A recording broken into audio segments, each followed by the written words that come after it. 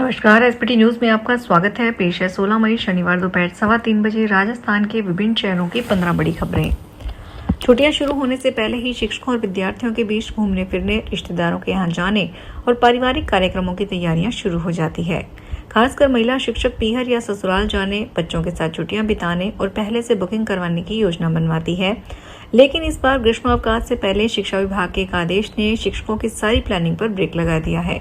शिक्षा विभाग की ओर से जारी निर्देशों के मुताबिक अब शिक्षक और शिक्षा विभाग के अन्य कार्मिक ग्रीष्मावकाश के दौरान बिना अनुमति मुख्यालय नहीं छोड़ सकेंगे। शिक्षा विभाग ने सभी अधिकारियों और कर्मचारियों को मुख्यालय पर उपस्थित रहने और मोबाइल फोन चालू रखने के निर्देश दिए हैं ताकि आवश्यकता पड़ने पर तत्काल ड्यूटी पर बुलाया जा सके। जयपुर पुलिस ने राज्य में हर साल आने वाले देशी और विदेशी पर्यटकों की सुरक्षा और सुविधा सुनिश्चित करने के लिए पिंक गार्ड मोबाइल ऐप और कृत्रिम बुद्धिमत्ता आधारित क्राउड गार्ड प्रणाली शुरू की है। पर्यटक सर्वोपरि सोच पर आधारित इन तकनीकी संस्थानों का उद्देश्य पर्यटकों के साथ होने वाली ठगी को खत्म करना, भीड़ भाड़ की निगरानी करना और आपात स्थिति में तुरंत सहायता उपलब्ध करवाना है। इसके साथ ही ऐप में प्रतिक्रिया सुविधा भी जोड़ी गई है। जयपुर पुलिस आयुक्त सचिन मित्तल ने बताया कि इस ऐप में फिलहाल कई महत्वपूर्ण सुविधाएं शामिल की गई है। उन्होंने कहा कि जयपुर के ऐसे 20 पर्यटन स्थलों की पहचान की गई है जहां पर्यटकों की आवाजाही सबसे अधिक रहती है। प्रधानमंत्री नरेंद्र मोदी की ईंधन बचाने की अपील का देश में बड़ा असर देखने को मिल रहा है। इस मुहिम से प्रेरित होकर राजस्थान हाई कोर्ट के जस्टिस समीर जैन इन दिनों लग्जरी सरकारी गाड़ी छोड़कर साइकिल से अदालत पहुंच रहे हैं। शनिवार को भी वे अपने गांधीनगर स्थित आवास से करीब 5 किलोमीटर की दूरी तय कर साइकिल से हाईकोर्ट पहुंचे। इस दौरान उन्होंने सुरक्षा कर्मियों को भी साथ नहीं रखा, जो उनकी सादगी को दर्शाता है। हालांकि रास्ते में अंबेडकर सर्किल और हाईकोर्ट गेट पर तैनात ट्रैफिक पुलिस कर्मियों ने उन्हें पहचान लिया। राजस्थान प्राथमिक और माध्यमिक शिक्षक संघ ने 21 जून को प्रस्तावित नीट पुनर्परीक्षा की तिथि पर पुनर्विचार करने की मांग की है। संघ ने केंद्रीय शिक्षा मंत्री को ज्ञापन भेजकर बताया कि 21 जून को अंतर्राष्ट्रीय योग दिवस होने के कारण स्कूलों, कॉलेजों, शैक्षणिक संस्थानों में बड़े स्तर पर कार्यक्रम आयोजित किए जाते हैं। ऐसे में उसी दिन परीक्षा होने से व्यवस्थाएं बुरी तरह प्रभावित होगी।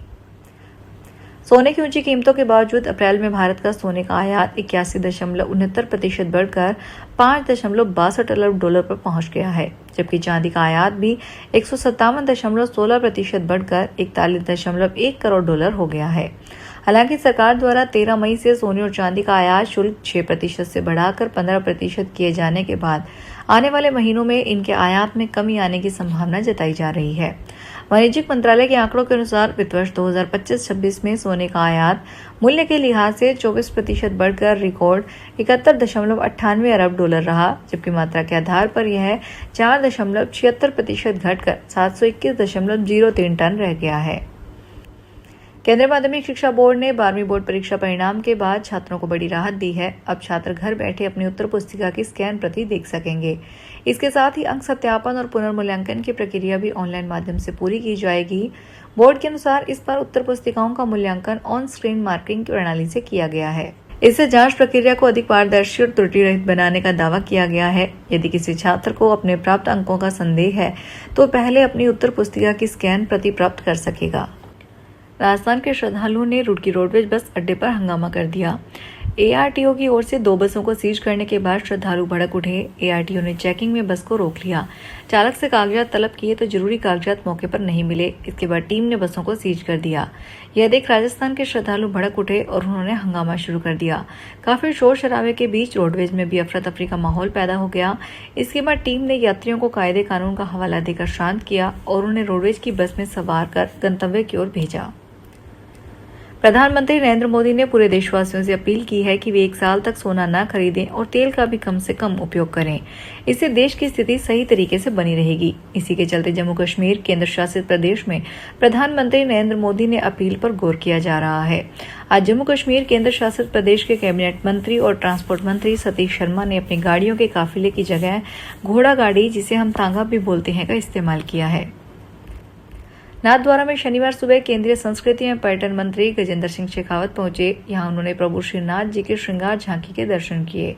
मंदिर पहुंचने पर श्रद्धालुओं और कार्यकर्ताओं में उत्साह का माहौल देखने को मिला।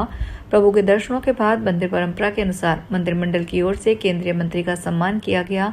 मंदिर के अधिकारी सुधाकर उपाध्याय ने उन्हें उपरना और रजाई उड़ाकर सम्मानित किया और श्रीनाथ जी का प्रसाद भेंट किया। पेट्रोल और डीजल पर आम जनता को झटका देने के बाद अब सरकार ने पेट्रोलियम कंपनियों के मुनाफे पर भी बड़ा झटका दिया है। सरकार ने पेट्रोलियम कंपनियों के विदेशी मुनाफे पर लगाम लगाने के लिए बड़ा कदम उठाते हुए पेट्रोल के एक्सपोर्ट पर 3 रुपये प्रति लीटर का विंडफॉल गेन्स टैक्स लगा दिया है। यह नई दरें 16 मई से लागू हो गई है। वित्त मंत्रालय द्वारा जारी नोटिफिकेशन के अनुसार अब विदेशों में पेट्रोल एक्सपोर्ट करने वाली कंपनियों को प्रति लीटर 3 रुपये का विशेष अतिरिक्त उत्पाद शुल्क देना होगा। सरकार ने पहली बार पेट्रोल पर एसईडी टैक्स लगाया है। पटना में सुहागिनें पूरी श्रद्धा और उमंग के साथ वट सावित्री की पूजा कर रही है। बरगद के पेड़ों के नीचे सजी धजी महिलाओं का जमावड़ा है। इधर धनरुआ के निबड़ा गांव में वट सावित्री पूजा के दौरान एक अप्रिय घटना हो गई। सुबह करीब 10 बजे बरगद के पेड़ के नीचे पूजा के दौरान महिलाएं पूजा के बाद हवन करने लगी। उस पेड़ पर मधुमक्खियों का छत्ता था। जैसे ही धुआं ऊपर उठा, मधुमक्खियां उड़ने लगी। देखते ही देखते नीचे पूजा कर रही महिलाओं पर मधुमक्खियों के झुंड ने हमला कर दिया। इससे वहां अफरा तफरी मच गई। सभी इधर उधर भागने लगे। करीब 1 दर्जन महिलाओं को मधुमक्खियों ने काट लिया।